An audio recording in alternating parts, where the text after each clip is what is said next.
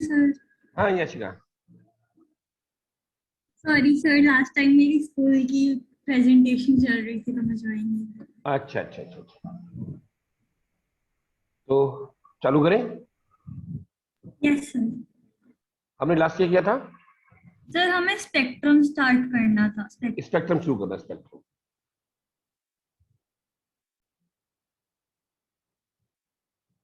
Spectrum क्या होता है, कुछ आइडिया है आपको?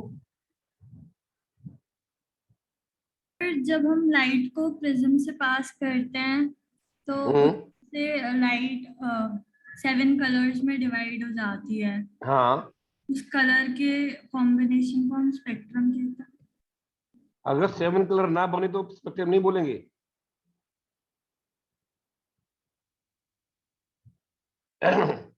7 कलर ना बने तो क्या स्पेक्ट्रम नहीं बोलेंगे?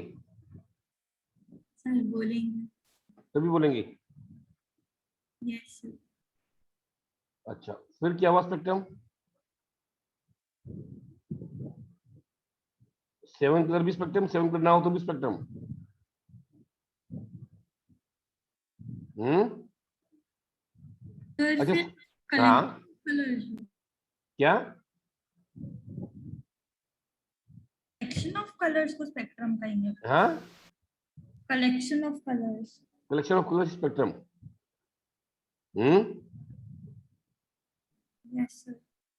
अगर जैसे कि अगर मैं शर्ट खरीदने जाता हूँ और कहता हूँ कि अलग कलर के दिखाई दीजिए, स्पेक्ट्रम दिखाना शर्ट को, कैसे बोलूंगा मैं? स्पेक्ट्रम का कलेक्शन किया तुम्हारा। चलिए इसको हम डिस्कस करते हैं अभी। अच्छा ये बताओ, स्कूल में क्या चल रहा है आजकल? सर हमने मंडे को चैप्टर 2 खत्म कर लिया था फाइनली। तब हम अच्छा, चैप्टर 3 के हाफ के राउंड है। वेरी गुड, अब स्पीड बढ़ गई अब तो स्कूल की। Yes sir. अच्छा अच्छा, चलो ये अच्छी बात है। तो चैप्टर 3 समझ में आ रहा है? Yes sir. हम्म।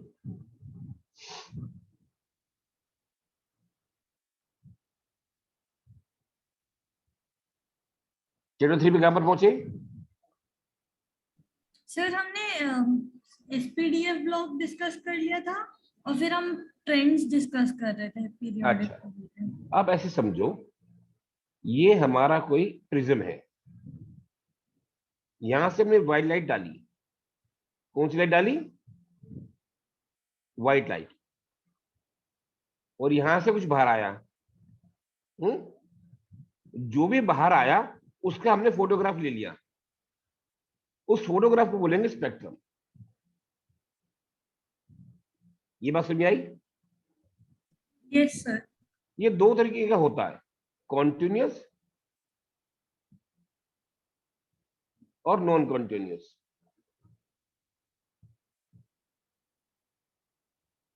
कॉन्टिन्यूस का मतलब क्या होता है? जो आप स्पेक्ट्रम देखते हो व्हाइट लाइट वाला, जो व्हाइट लाइट वाला स्पेक्ट्रम देखते हो वो होता है कंटिन्यूस। मतलब जहां पर विप जो होता है ना, जहां पर वॉयलेट कलर खत्म होता है वहां इंडिगो शुरू हो जाता है। इंडिगो शुरू होते ब्लू शुरू हो जाता है, ब्लू खत्म होते ग्रीन शुरू हो जाता है। सो इट इज कंटिन्यूस, है ना? Yes sir. तो कंटिन्यूस मतलब बीच में गैप नहीं आता कलर्स के बीच में, एक कलर दूसरे कलर शुरू हो जाता है। इस जो व्हाइट लाइट का स्पेक्ट्रम है कंटिन्यूस। हम्म। ये बात क्लियर है? Yes sir. तो जरूरी नहीं कि सारे स्पेक्ट्रम कंटिन्यूस हों। जैसे कि आपने कोई सब्सटेंस लिया, कोई मटेरियल लिया आपने, उसको हीट कर दिया to high temperature, may be by applying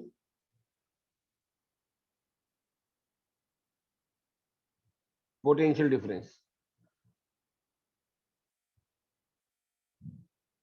अब ये बहुत हीट हो गया मटेरियल, इसका टेम्परेचर बहुत ज्यादा बढ़ गया। अब ये हीट निकालेगा, रेडिएशन होगी हीट की, है ना? Yes sir. और उस रेडिएशन को हमने इसमें से निकाल दिया। फिर जो भी आया उसका फोटोग्राफ ले लिया। वो कुछ इस तरह का बन सकता है, जैसे यहाँ पे कुछ कलर आ गया,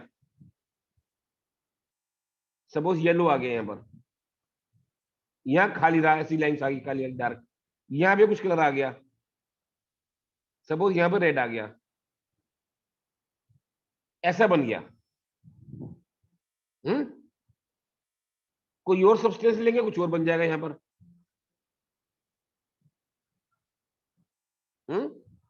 ये बात समझ में आई? Yes, sir. मैं कुछ सब्सटेंस ले रहा हूँ और कुछ ना कुछ फोटोग्राफ आ रहा है, लेकिन अगर यही सब्सटेंस मैं बार बार लूंगा तो बार बार यही डिजाइन बनेगा। ये बात समझ में आई? Yes, sir.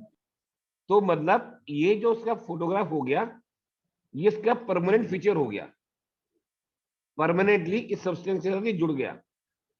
जैसे आपके साथ आपके फिंगरप्रिंट्स हैं, आप कितने भी बड़े हो जाओगे, फिंगरप्रिंट्स वही रहेंगे, ठीक है ना? Yes, sir. इसी तरीके से हर सब्सटेंस का एक स्पेक्ट्रम होता है, हर एक सब्सटेंस का एक स्पेक्ट्रम होता है जो उसकी पहचान होती है, उसी से हमें उसको पता लगा लेते हैं कि कौन सा सब्सटेंस है। ये बात समझ में आई आपको? Yes, sir. जैसे हाइड्रोजन होगा, सपोज हाइड्रोजन गैस, अगर इसको भी बहुत हाई टेम्परेचर हीट करेंगे और यहां से निकालेंगे तो उसका स्पेक्ट्रम आएगा। उसका स्पेक्ट्रम लाइन होता है, लाइन स्पेक्ट्रम, उसमें लाइंस होती हैं कुछ, और फिर गैप आ जाएगा, फिर कुछ लाइंस आएंगी, फिर गैप आएगा, फिर लाइंस आ जाएंगी, फिर गैप आएगा, फिर कुछ लाइंस आ जाएंगी, फिर गैप आ जाएगा, ऐसे उसके स्पेक्ट्रम से लाइंस आती रहती हैं, उसे बोलते हैं line spectrum. Clear? Yes, sir. जरा बुक खोलो अपनी, Yes, sir. Cool. जहां पे लिखा है ना स्पेक्ट्रम वाले पोर्शन में आओ, Yes, sir. मिल गया. जहां लाइन स्पेक्ट्रम हाइड्रोजन लिखा है, दिखाई दे रहा है? Yes, sir. मिल उसके गया. ऊपर पैराग्राफ दिखाई दे रहा है, लाइन एमिशन स्पेक्ट्रम डार्क लिखा, जहां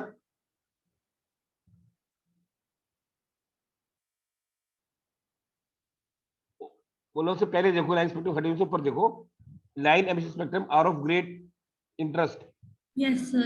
ये पढ़ो जरा। Line emission spectra are of great interest in the study of electronic structure.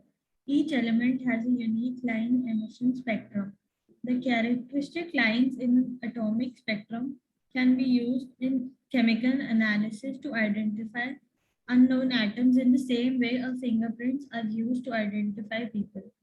The exact matching of lines of the emission spectrum of the atom of a known element with the lines of an unknown sample quickly establishes the identity of the latter. German chemist Robert Bunsen was one of the first investigators to use line spectra to identify elements. Elements like rubidium, cesium, thallium, indium, gallium, and scandium were discovered when the minerals were analyzed by spectroscopic methods. The element helium was discovered in the sun by spectroscopic methods. ये बात समझ में आ गई आपको?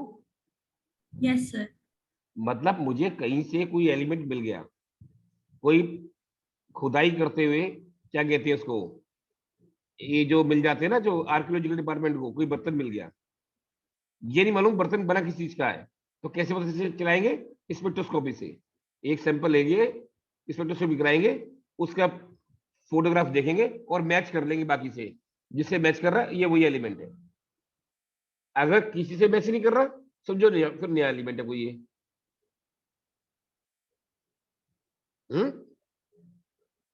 Yes, sir. मतलब जिससे match कर रहा है उसी को मान लेंगे ये एलिमेंट है जिसका ये स्पेक्ट्रम आ रहा है। ये बात क्लियर हो गई आपको? Yes, sir. अब एक बात हम लोग और भी समझ लेते हैं साथ साथ। एक साइंटिस्ट था रिडबर्ग, क्या था?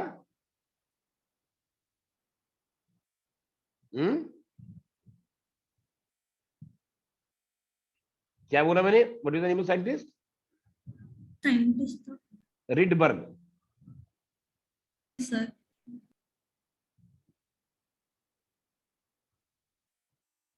उसने बताया था, इसे बोलते हैं वेव नंबर इजिकल टू 609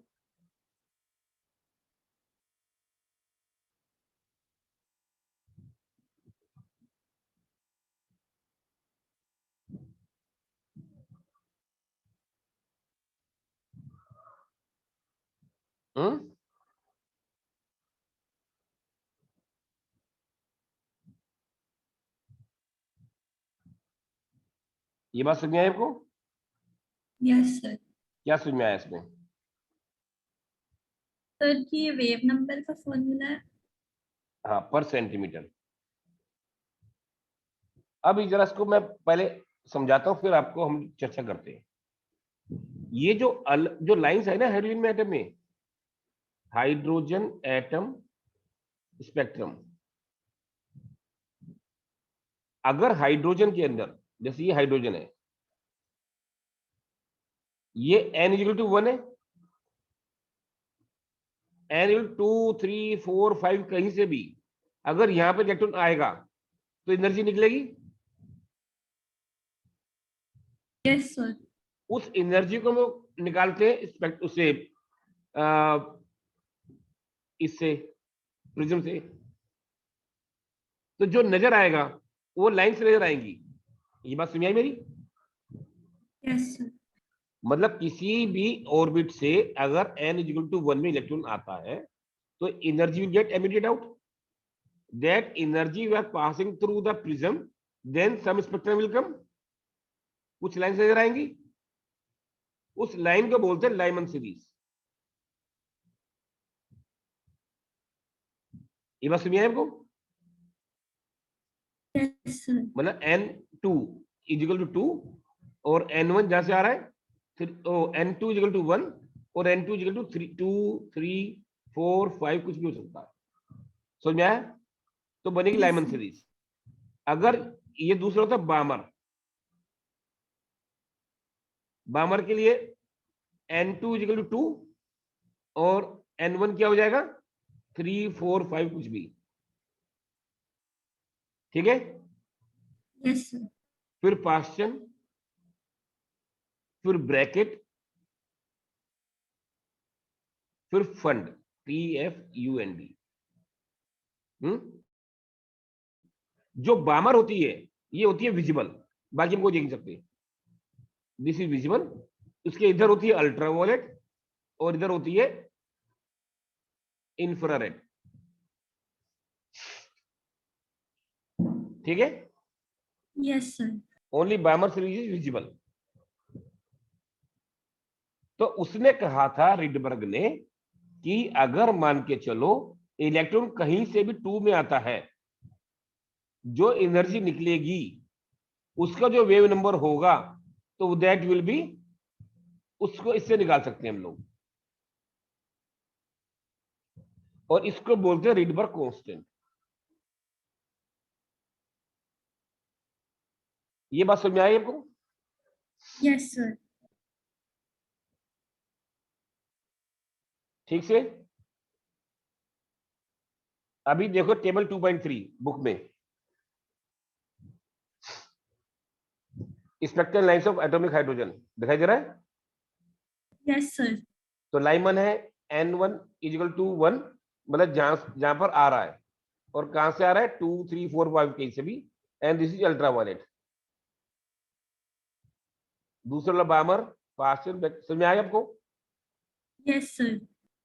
इतना क्लियर है? Yes sir. अब मैं आपको ये बात क्यों बता रहा हूं, ये सब बात इसलिए बता रहा हूं, हमने बोर मॉडल पढ़ा था, yes sir. And Bohr model could स्टेबलिश, Bohr model could स्टेबलिश the stability of atom, ये भी हमने मालूम है। Yes sir. अगर बोर मॉडल को इस्तेमाल, इसको हटा दूं सब कुछ, यस सर। अगर मैंने बोर मॉडल इस्तेमाल किया तो हमने डेल्टा ई निकाल दिया, वो क्या था, -2.18, माइनस नहीं है, -18 n2 स्क्वायर, ये जूल में ले लेते हम लोग।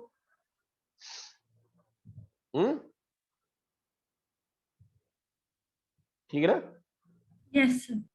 अगर इससे मैं ये निकालूं, डेल्टा हो गया एच सी बाई लैम्डा, इससे अगर मैं 1/λ निकालता हूं, आप जरा पेज देखो, explanation of hydrogen line spectrum 241 दिखाई दे रहा है बोर मॉडल के बाद। Yes sir. आप देख रहे हो डेल्टा ई की देखिए, समझ में आया आपको? ये मतलब जैसे frequency is delta E by H,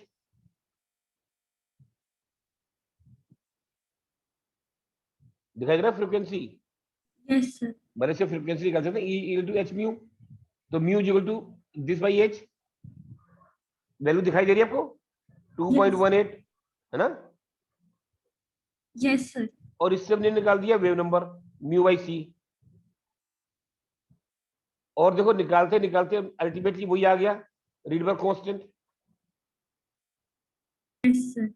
मतलब जो कुछ काम रीडबर्ग ने किया था separately by the experimental method, और जो कुछ बोर ने बताया था, वो दोनों मैच कर रहे हैं। अगर बोर वाले फार्मूले से इस फार्मूले से मैं वेव नंबर निकालता हूं, I will get the same number 109677। I will get the same value using this. तो रीडबर्ग का और बोर का मिल रहा है दोनों। Yes sir. So that was the big achievement for the Bohr model, that it could establish the Rydberg constant. ये बात समझ आई? Yes sir. जो लास्ट पैराग्राफ पढ़ो जरा, the expression. Expression 2.17 is similar to that used by Rydberg, derived empirically using the experimental data available at that time.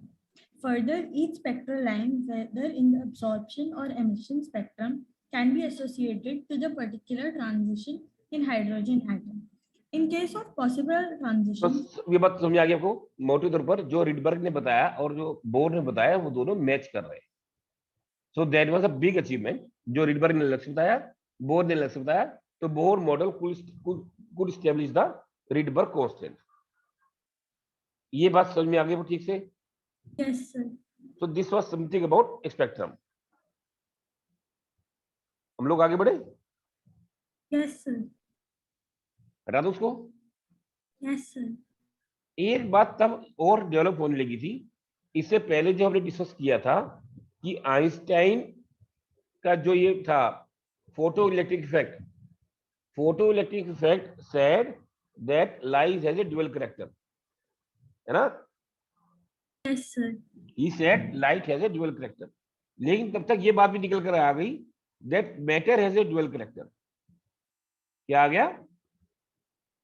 matter has dual. तो metal जब dual character वाली बात आ गई निकलकर और स्टेब्लिश होने लगा, then de Broglie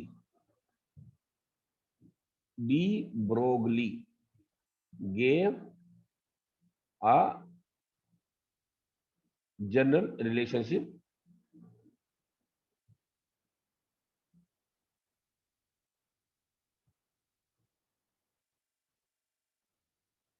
between the wave nature and the particle nature of the matter. According to de Broglie,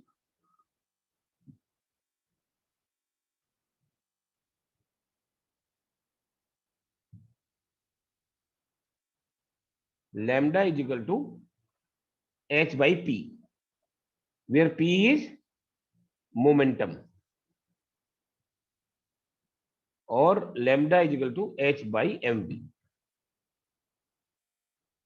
ये बात सुनिए आपको? Yes sir, मतलब क्या हुआ इसका? आपके अंदर मास है, yes sir, आपकी वेलोसिटी भी आप चल भी लेते हो, sir, आपके अंदर मोमेंटम है, Yes, and this sir. is a constant, then you have got the wavelength also. You can be a wave also. ये बात समझ में आई? Yes, sir. आप वेव हो गया? Yes, sir. हाँ? आप वेव हो या मैटर हो?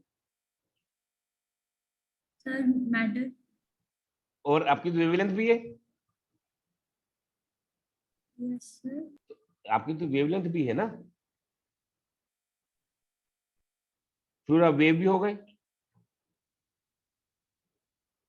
या नहीं?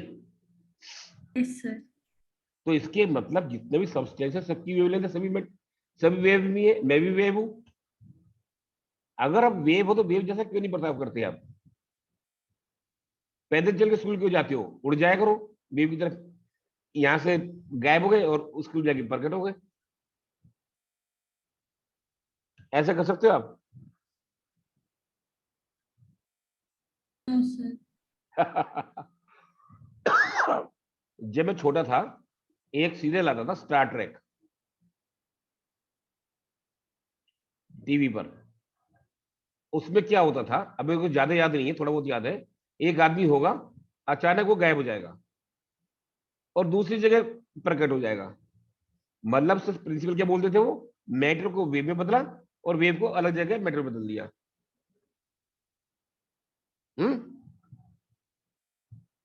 और वेव तो कहीं से कहीं चली जाएगी, ऐसा वो बताते थे तब। ये पॉसिबल है क्या? No, sir. हाँ? No, sir. क्यों? सोच कर देखो बेटा, ये तो इंडिविजुअल रिलेशन तो है ही, फिर ये पॉसिबल क्यों नहीं है?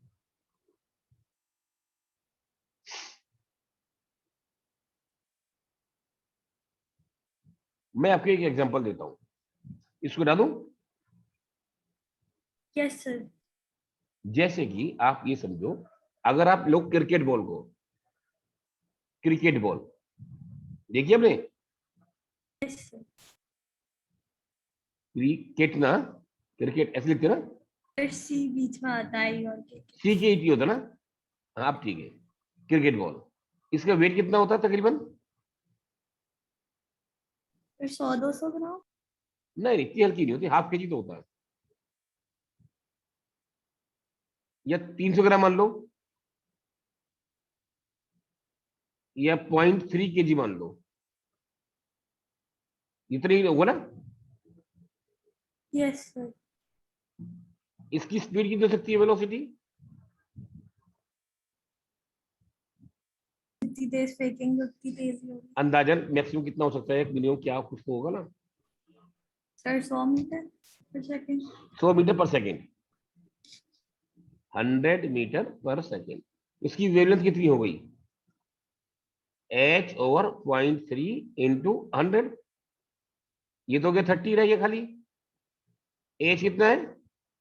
6.6 इंटू 10⁻34 अपॉन ये हो गया 3 ना, 30। सर 30।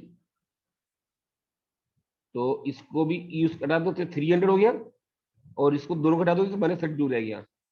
ठीक है, तो ये 22 आ गया। तो वेवलेंथ कितनी आ गई इसकी? 22 इंटू 10⁻32 मीटर। ये तो कुछ भी नहीं बना, ना ही के बराबर हुआ। Yes sir. इससे क्या निकालेंगे, मतलब 20 के नीचे 30 बार 32/10 लिखा हो तो 0.00000000, तो वेवलेंथ कुछ भी नहीं आई है। तो दिस इज इनसिग्निफिकेंट। अगर याशिका की बात करेंगे, याशिका कम से कम 40 किलो की तो होगी। सर। हाँ, यस सर। ये ज्यादा भी हो सकती है। Yes sir. आप मोटे हो? ज्यादा नहीं। ज्यादा नहीं हो, फिर भी 40-50 किलो के तो होते ही बच्चे आजकल। Yes sir. तो आप इससे कितने गुना बड़े हो? मतलब यू आर ऑलमोस्ट 1000 ना, यस सर। ऑलमोस्ट 1000 या 10,000 time bigger than the cricket ball. तो वेवलेंथ आपकी तो और भी कम हो गई, सर। इसी की नहीं के बराबर थी, आपकी तो बिल्कुल खत्म हो गई। तो हमारे लिए वेवलेंथ जो पार्टिकल होते हैं उनके लिए वेवलेंथ कुछ मायने रखता नहीं, ठीक है। उनके लिए एक कोई मैटर नहीं करता ये कितनी कम आ जाती है। अभी जरा बुक खोलो, एक सोल्ड एग्जांपल है, ये देखो, ये प्रॉब्लम 2.13 सोल्ड है ये। दिखाई, हाँ, मास ऑफ इलेक्ट्रॉन दिया हुआ है, उसकी काइनेटिक एनर्जी दे रखी है, उसकी वेवलेंथ निकालनी है। अल्टीमेटली जो उन्होंने निकाला वो आ गया 896.7 नैनोमीटर, है ना। सो दैट मीन्स कुछ सिग्निफिकेंट है, कुछ तो वैल्यू आ रही है टन की। तो इसका मतलब क्या हुआ, इसका मतलब हुआ de Broglie equation is valid only for subatomic particles like electron, proton etcetera, जिसका मास बहुत छोटा होता है।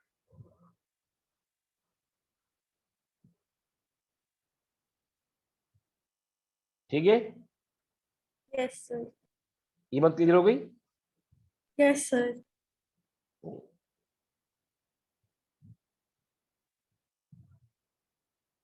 एक्सरसाइज में आना जरा,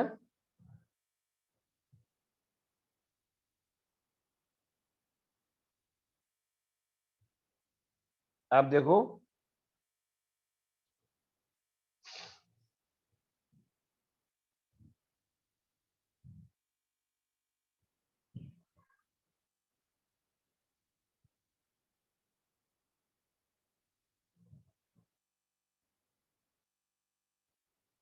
आप देखो, ये 30 को छोड़ो,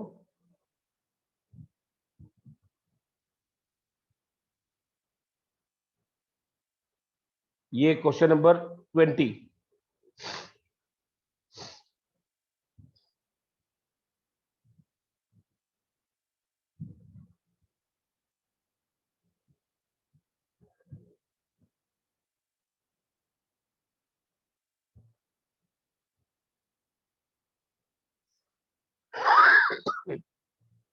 क्वेश्चन नंबर 20 हो पाएगा। सर इसमें मास क्या लेंगे? Mass of electron 9.1 into 10⁻⁻31 kg। Okay sir. Yes sir, ये वाला हो जाएगा इसमें सब। हो जाएगा ना। अभी देखो 32,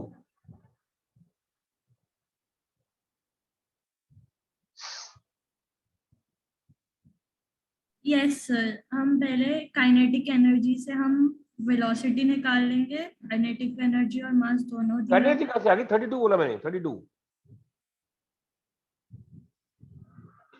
तो आप कौन सा कर रहे हो। 20 अरे 20 कर रहे हैं अभी, 22 पे काइनेटिक एनर्जी कहां तक की इन्होंने, सर 21 कर। 21 में कह रहे हो आप। अच्छा वो तो कर लोगे, उसमें खास बात नहीं, 32 कर दो आप। 32 वो तो ठीक कह रहे हो, मैंने वो नहीं देखा था, मैं 20 में रहा था। 32 हो जाएगी।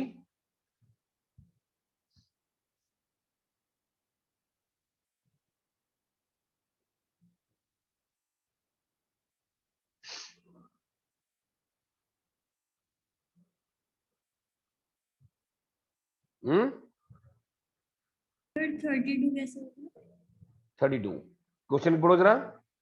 So show that the circumference of the Bohr orbit for the hydrogen atom is an integral multiple of the de Broglie wavelength associated with the electron revolving around the orbit.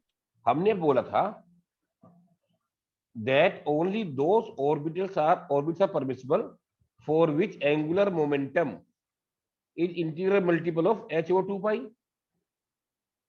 Yes. बोला था, इसको इधर ले जाओ, 2 पाई r, ये circumference हो गया, Yes, sir. Is equal to n H by. h over mv। Yes, sir. h over mv क्या हो गया, de Broglie wavelength Yes. Is equal to n lambda, Yes, sir. That is Bohr circumference is integral multiple of de Broglie wavelength. Yes.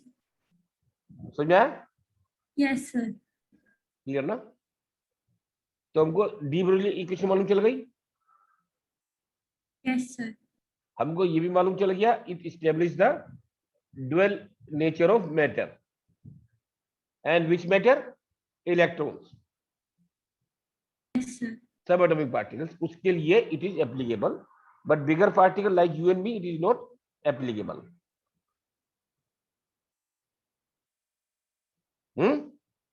Yes, sir. अभी हम लोग, ये clear हो गया ना, अभी हम आगे बढ़े। Yes, sir. एक चीज होती, एक और चीज उस टाइम डिस्कवर हुई, उसे बोलते हैं Heisenberg, Heisenberg uncertainty principle, uncertainty principle.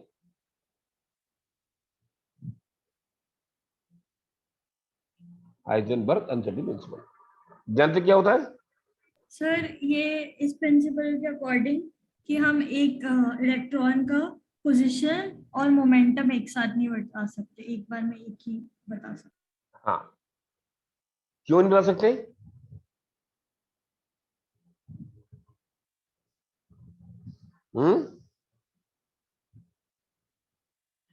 क्यों नहीं बता सकते हम लोग? सर क्योंकि दोनों चेंज होते रहते हैं।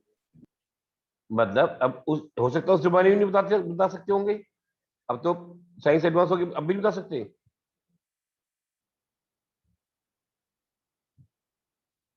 हम्म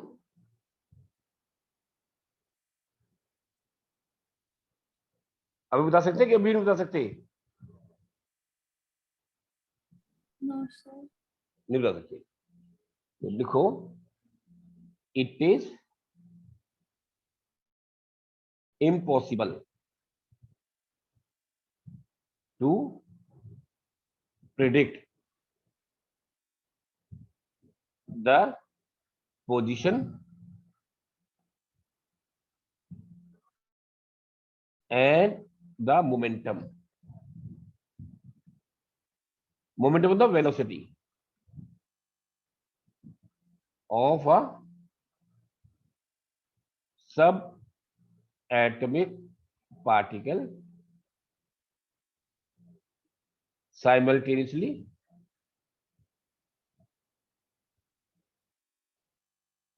with accuracy. Either we can predict about the position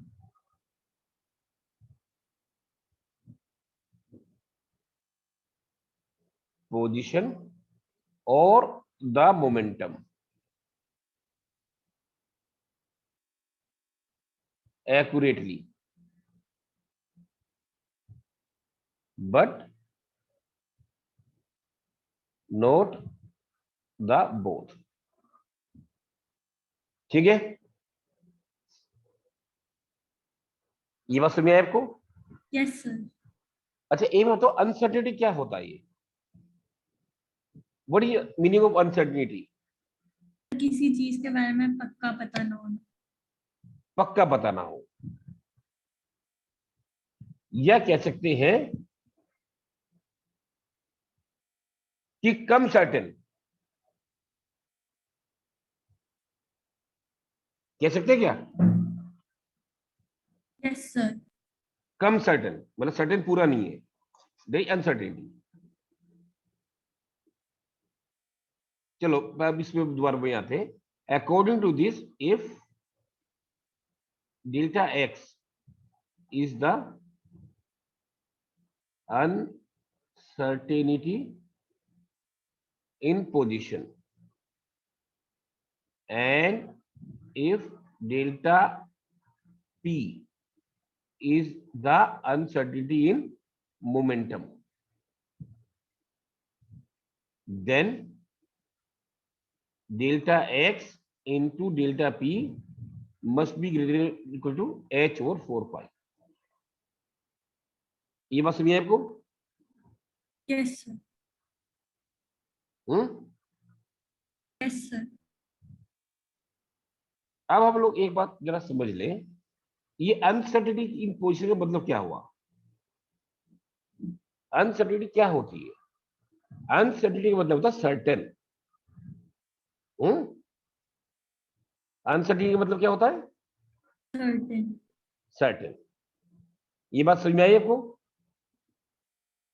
Sir. आपको अजीब लग रहा होगा मैं क्या बोल रहा हूँ, ये है ना? अनसर्टेनिटी मैंने सर्टेन, ये कैसे होता है जैसे बताता हूँ आपको मैं। आपके मैं घर पर आता हूँ, याशिका के घर पर, आपकी मदर से पूछता हूँ वेयर इज याशिका, वो बता देंगे। वो सपोज आपकी मदर नीचे है, नीचे फ्लोर पर, वो कहेंगे ऊपर वाले फ्लोर में कहीं पर है। इसका मतलब क्या हुआ? आप पक्का ऊपर में कहीं पर हो, कहां पर हो ये मालूम नहीं है।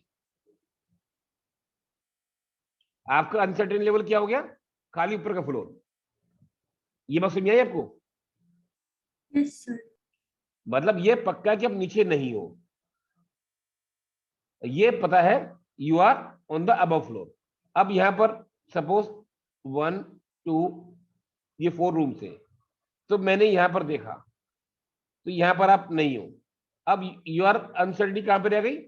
इतनी जगह पे रह गई। आई एम सर्टेन आप हो, पर इतनी जगह में ही हो खाली। अनसर्टेनिटी मेरी कम हो गई, इस रूम में भी नहीं हो, so you are available only in this two. मेरी अनसर्टेनिटी और कम हो गई। अनसर्टेनिटी कम होती रही तो क्या बढ़ता जा रहा है? सर्टेनिटी। ये बात समझ पा रहे हैं? समझ पा रहे हैं? Yes, sir. जितनी अनसर्टेनिटी कम होगी उतनी सर्टेनिटी बढ़ती जाएगी।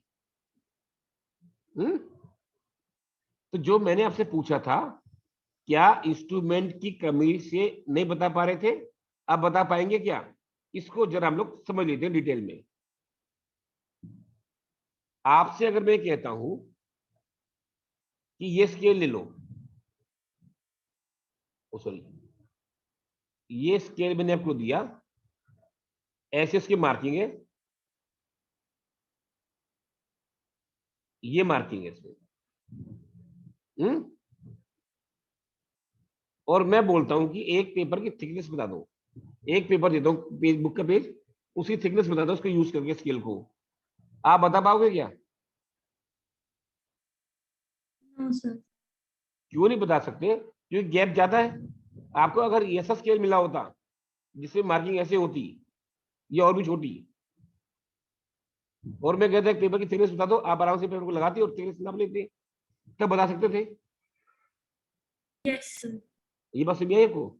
Yes, sir. जैसे कि मतलब अगर किसी चीज को नापना है, किसी चीज को मेजर करना है, scale should be smaller than the thickness of that item, Yes, sir. तभी के बता पाओगे आप। Yes, sir. जैसे आपको की होल से देखना है, कभी देखा की होल से अंदर? Yes, sir. तो कैसे देखते हो आप? एक आंख बंद करके और दूसरी आंख को खोल के उसकी तरफ. नहीं, छोटा करके। Yes, sir. पूरी आंख खोल के नहीं देख पाओगे आप, छोटी आंख करके तब देखोगे आप। एक आंख बंद, दूसरी आंख को बहुत छोटा करके तब आप देख पाओगे। मतलब जो हमारा होल है, की होल है, उसे छोटा करेंगे तभी दिखाई देगा। ये बात समझ आई? Yes, sir. मतलब किसी चीज को देखना या नापना है तो जो हमारा स्केल है it should be smaller than the particle. ये बात मेरी समझ में आ गई कि नहीं आ गई आपको? Yes, sir. चलिए, ये बात समझ में आ गई तो हम लोग आगे बढ़ाते हैं बात को। हम किसी चीज को देखते कैसे हैं? कोई चीज को कैसे दिखाई देती है? जैसे कि ये आपकी आंख है, ऐसी होती है ना, यहां से लाइट जाती है, ये एक पार्टिकल आप देख रहे हो, लाइट से टकराती है, लौट के आती है, इमेज बन, तभी आप देख पाते हो। ये बात जानते हो ना। Yes sir. इसी तरह से इलेक्ट्रॉन को कैसे देखेंगे, ये इलेक्ट्रॉन है जैसे, उसको कैसे देखोगे? सर इलेक्ट्रॉन की तरफ देखेंगे और उससे जो लाइट रिफ्लेक्ट होके आएगी तब हमें दिखेगा। अब एक सवाल होता है, अगर हम ऑर्डिनरी लाइट लेंगे वो तो उससे बड़ी होगी, हम देख नहीं पाएंगे। Yes sir. To see the electron, the wavelength of the light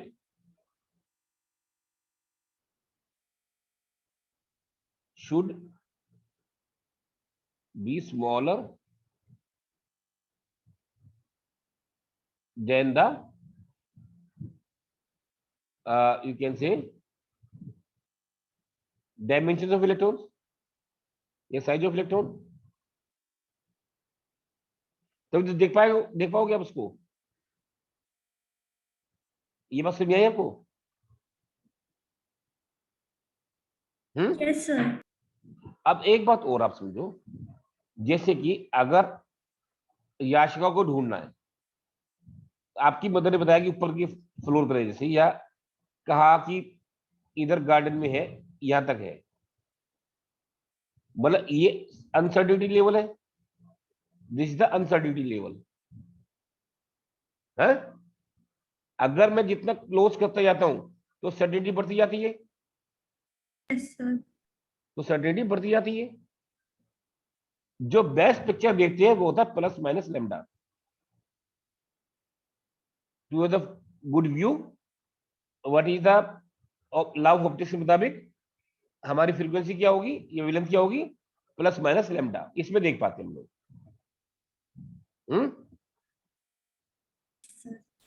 तो टू है know the exact position, lambda should be as small as possible। मतलब अनसर्टिनिटी कम होती जाएगी, अब इतने रह गए खाली, जितने लैम्डा कम होते जाएगा उतने ज्यादा क्लियर आता जाएगा व्यू। जब हम लोग कैमरा होता है तो फोटोग्राफ सेट करते हैं ना, हम लोग व्यू सेट करते हैं, जब कैमरा से देखते हैं फोटो के लिए तो सेटिंग करते हैं ना, घुमा घुमा कर, यस सर। वो वही सेट करते हैं हम लोग, कब उसका व्यू क्लियर आ रहा है। तो वेवलेंथ जब उसकी सेट बैठ जाएगी तब वो क्लियर व्यू आ जाएगा। तो ये जितनी कम होगी उतनी अच्छा व्यू आएगा, उतना सर्टेनिटी बढ़ती जा रही है। ये अनसर्टेनिटी है, सर्टेनिटी बढ़ाती जाना है, तो लैम्डा कम करते जाएंगे। ये बात समझ में आई कि नहीं आई? Yes sir. ठीक है, हटा दो उसको। Yes sir. अभी हमारा ये इलेक्ट्रॉन है, मैं इसे देख रहा हूं, ये ऑर्डिनरी लाइट से नहीं दिखेगा, इसको कौन सी लाइट यूज करेंगे, इलेक्ट्रॉन को, इलेक्ट्रॉन वेव। ये बात समझ आई आपको? मतलब उतना या छोटी चीजें देख पाते हैं हम लोग, तो इलेक्ट्रॉन को किससे देखेंगे, इलेक्ट्रॉन से देखेंगे। और इसी से बना था हमारा electronic microscope.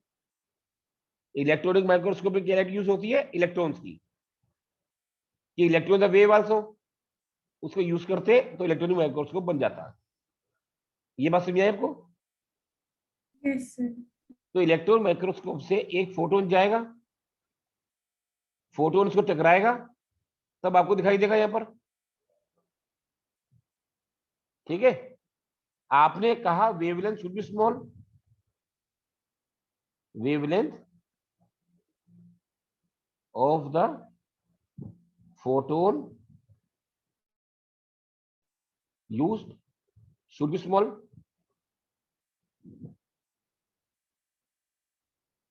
for better small to get the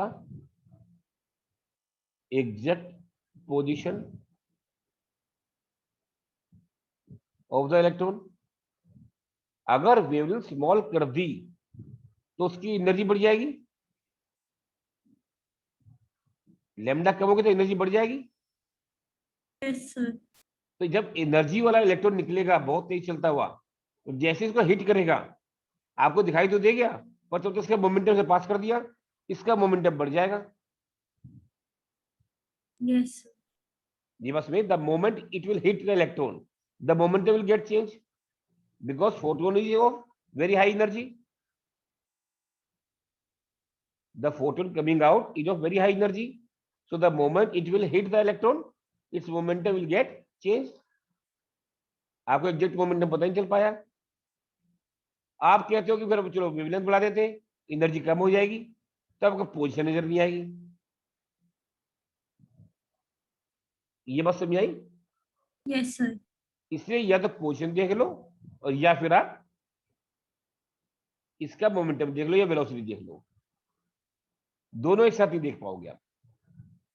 clear? Yes sir. और this was the basis for the formation of electronic microscope, जब यूज करते हैं आजकल, मतलब इलेक्ट्रॉन से छोटी चीज देखने के लिए। जो चीजें लाइट में नहीं दिखाई देती, लाइट में तो वेवलेंथ ज्यादा है तो बड़ी बड़ी चीज देख पाती, छोटी चीज नहीं देख पाएंगी। इस लाइट में कोई इलेक्ट्रॉन दिखाई नहीं दे पाएगा, तो इलेक्ट्रॉन वाली वेवलेंथ चाहिए आपको जो इलेक्ट्रॉनिक माइक्रोस्कोप से देख पाते हो। ठीक है? Yes sir. तो अब हम लोग समझ गए that delta x into delta p must be equal to h over 4 pi, or delta x into m delta v h over 4 pi। ठीक है? Yes sir. इतनी बात समझ में आ गई आपको? Yes sir. एक क्वेश्चन जो है लिखो, can the electron be present in the nucleus having the size of, this is the size of nucleus, इसके अंदर इलेक्ट्रॉन जा सकता है क्या? No sir. क्यों? अगर इसके अंदर न्यूक्लियस के अंदर इलेक्ट्रॉन चला गया तो एटम कोलैप्स हो जाएगा। एटम डिस्ट्रॉय हो जाएगा। डिस्ट्रॉय हो जाएगा। लेकिन क्या इलेक्ट्रॉन रह सकता है कि, वो तो एक अलग बात है। क्या इलेक्ट्रॉन लेकिन जा सकता है क्या उसके अंदर? इसको जरा समझ लेते हैं हम लोग। इसको बता दो। Yes sir. हम लोग मान लेते हैं कि इलेक्ट्रॉन रह सकता है। Let's assume that the electron can be present in the nucleus of the size 10⁻⁻15 meter. तो ये तो हो गया उसकी पोजीशन। Yes sir. तो delta x is equal to 10⁻⁻15, तो 10⁻⁻15 into m into delta v is equal to h over 4 pi. Yes sir. तो delta v क्या हो गया? Delta v means uncertainty in position velocity, uncertainty in velocity. तो delta v क्या हो गया? h oblique m into 10⁻15 into 4 pi -34, 9.1 into 10⁻31 kg yes sir. Into 10⁻15 into 4 into 3.14। Yes sir. तो ऊपर कितनी, ये 9.1 ये हटा दो, ऊपर कितना हो जाएगा? ये Sir. टोटल हो गया कितना 46, Yes, sir. ऊपर कितना आ जाएगा 12, Yes, sir. 66 इंटू 10⁻12, क्लियर ना? Yes, sir. 91 इंटू 4, इसको Into 3 मान 3. लो तो 12 मान लो, 12, Yes, sir. इसको 90 मान लो, Yes, sir. 66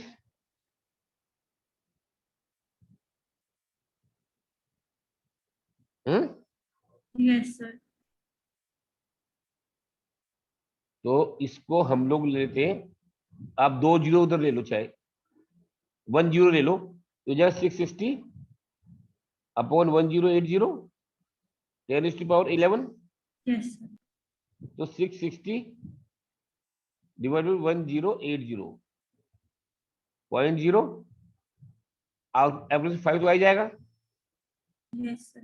तो this is somewhere around 5 into 10⁻11, Yes, sir. This is uncertainty velocity. तो हम लोग देखते हैं uncertainty velocity itself is greater than the speed of light, Yes, sir. so this is not possible, nothing can move more than the speed of light, या तो uncertainty more than the speed of light हो गई, this is not possible, so our assumption was rho। ये बात समझ आई? Yes, sir.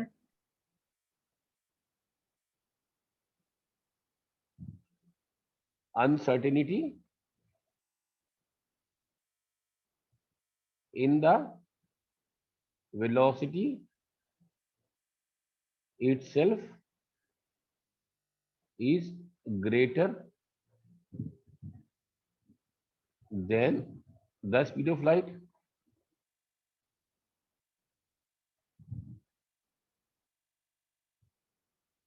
which is not possible,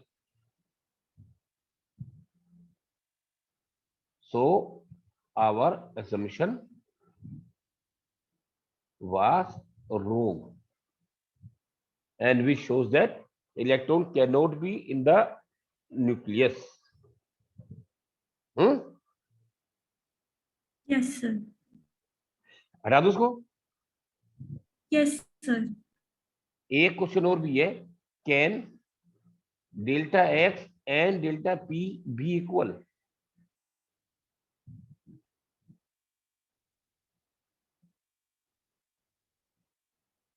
दोनों बराबर हो सकते हैं क्या? अनसर्टेन पोजीशन और अनसर्टेन मोमेंटम, जैसे कि delta x into delta p is equal to h और 4 पाई, मानो दोनों बराबर है तो उसको लिख सकते हैं delta p square is equal to h और 4 पाई। Yes, sir. तो डेल्टा वी का square is equal to h over 4 pi into 9.1 into 9.1, 10⁻62 हो जाएगा ना? Yes, sir. तो ये हो जाएगा 6.6 इंटू 10⁻34, ये ऊपर चले जाएगा, कितना बचेगा? Sir, 9.1 दो बार क्यों आएगा? ये डेल्टा पी है ना स्क्वायर, तो m इंटू डेल्टा वी का whole square, Okay, sir. m square हो गया ना यहाँ पर, Yes, sir. और इंटू 31 होता तो मैंने 62 इकट्ठा लिख दिया, Yes, sir. तो 62 माइनस 34 28. 28, तो हो जाएगा 6.6 4 पॉइंट, इसको 81 मान लो, 10⁻28, Yes, sir. इन सबका जो भी आया अंडर रूट, ये हो जाएगा 10⁻14, अंडर रूट करेंगे तो Yes, sir. again delta v is coming out, uncertain velocity is coming out to be more than the speed of light, Yes, sir. so which is not possible, so uncertainty in position and uncertainty in the momentum cannot be equal।